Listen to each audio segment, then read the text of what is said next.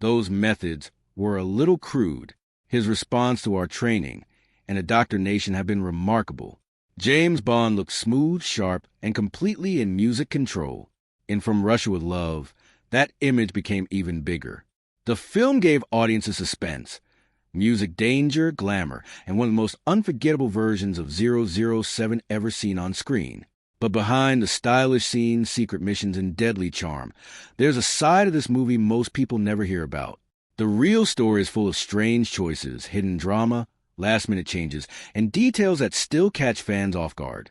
Some are clever, some are messy, and some are almost too wild to believe. From Russia with Love helped make Bond a legend, but what happened around it is just as fascinating. Join us as we uncover the secrets behind it. Bond before the legend. Before From Russia with Love became one of the most admired Bond films, James Bond already existed on the page as Ian Fleming's creation. Fleming created him in 1952, and Bond first appeared in novels and short stories that introduced a British secret agent music with style and nerve. On the page, Bond was tall, athletic, handsome, and usually written as a man in his 30s or 40s. He drank, smoked, gambled, loved cars, and music, had a weakness for women. He was also deadly when the job called for it. He could shoot, fight, ski, swim, and keep moving under pressure. Bond did not waste time feeling sorry for people he had to kill. He usually did it under orders or in self-defense. That harder side mattered because it shaped the version audiences first met in theaters. But Bond did not begin in movies with Sean Connery. The first music screen Bond was Barry Nelson in a 1954 television adaptation of Casino Royale. Then came the bigger shift. In 1961, Ian Productions started work on Dr. No, based on Fleming's Music 1958 novel. That move changed everything. It launched a film series that would grow into one of the most famous franchises in movie history. Later, Bond's film image would change in some ways, music. But the roots were already there. He was meant to be charming, dangerous, and just a little hard to trust. That mix matters because by the time From Russia with Love arrived in 1963, Bond was no longer just a thriller character. He was turning into a screen myth, and the people making the films knew they were handling something much bigger. The man who became 007. The next big question was simple. Who could actually play music Bond? The producers looked at polished English stars and familiar names. Cary Grant, David Niven, Trevor Howard, and James Mason were all part of the wider talk. Patrick McGoohan and James Fox were ruled out because they would not have been comfortable with the sexual side, music, of the role. Roger Moore was also in the picture for a time, but he was seen as too young and too neat. Harry Saltzman wanted an actor who was not already fixed in the public mind. Albert Broccoli kept thinking about Sean Connery, an actor he had met before. Broccoli remembered a handsome and likable man with height, strength, and just enough danger in his smile. Dana Broccoli pushed even harder after seeing Connery in Darby Ogle and The Little People and bluntly said, "He's our Bond." Saltzman reached out, and the meeting had drama. Connery did not want to work for a weak fee and made that very clear. In the end, they came to terms. There was still one major problem left. Ian Fleming did not like the choice. He thought Connery music was too rough, too unrefined, and too unlike the Bond he had imagined. He even called him an overgrown stuntman. Once again, a woman helped change Bond history. Fleming's girlfriend, Blanche Blackwell, told him Connery had the right appeal. After Dr. No premiered, Fleming changed his mind. He later even gave Bond Scottish ancestry music in the books. That says a lot. The actor he first doubted music ended up changing the character itself, and that was before From Russia with Love arrived and pushed Connery's Bond image even further. Sean Connery before the suits and swagger. Sean Connery did not come from anything like Bond's world. He was born on August 25, 1930, at the Royal Maternity Hospital in Edinburgh, Scotland. He had Scottish and Irish roots and grew up modestly. As a boy, he was called Tommy. Later, because of an Irish childhood friend named Seamus, people began calling him Sean, and that name stayed. He worked music hard from an early age. One of his first jobs was as a milkman in Edinburgh. At 16, he joined the Royal Navy and later trained in Portsmouth. During that period, he got 2 tattoos. One read Mum and Dad, and the other said Scotland Forever. They reflected loyalties he kept for life.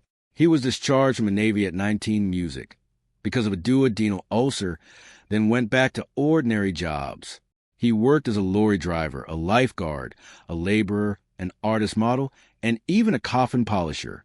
One artist later described him as very straight, slightly shy, too beautiful for words, a virtual Adonis.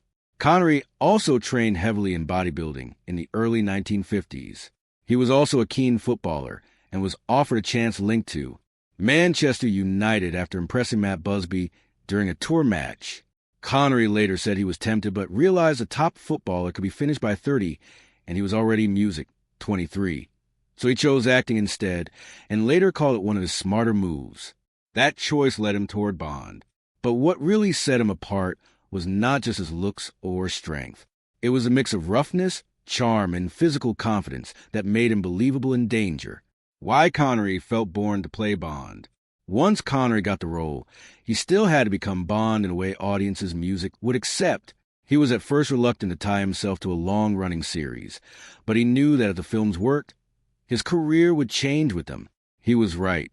Between 1962 and 1967, he played Bond in the first 5 Ian films, then came back in 1971 and 1983. All 7 were commercial hits. Connery's Bond later ranked as the 3rd greatest hero in cinema history. But the success was not just because Connery looked the part. Director Terrence Young helped shape him. Lois Maxwell, who played Miss Moneypenny, said Young took Sean under his wing. He took him to dinner, showed him how to walk, how to talk, even how to eat. That polishing mattered. Connery brought the physical danger. Young sharpened the style. The result was a Bond who felt cool, sexy, and slightly threatening all at once. After Doctor No opened, Connery was getting thousands of fan letters a week. He became a music major sex symbol, and the line Bond, James Bond, turned into one of the most famous self-introductions in movie history. Critics later pointed out that Connery's Bond could be harsh and morally questionable, but his charisma made audiences go with him anyway. In weaker hands, Bond music might have felt cold. Connery made him look comfortable, witty, and hard to resist. More humor entered the role. Music, but the center stayed the same. He was a killer with charm. He could cheat at games, cut through danger, and still seem in control. That balance became the model for every Bond actor who followed, and it raised the stakes for the second film. Why the sequel mattered so much. After Doctor No made money, United Artists approved a second Bond film quickly. The budget doubled to $2 million, and Sean Connery also got a major boost, receiving $100,000 along with his salary. President John F. Kennedy had named Fleming's novel From Russia with Love as one of his 10 favorite books in Life magazine, and producers Albert Broccoli and Harry Saltzman chose it as Bond's follow-up story.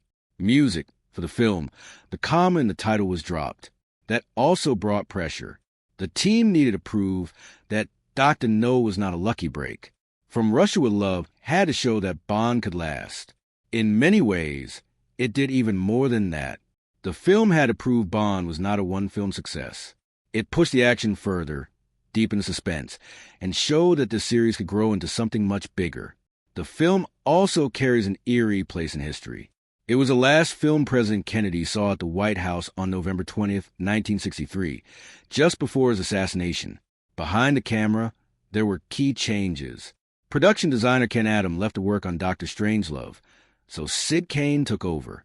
Maurice Binder was replaced as title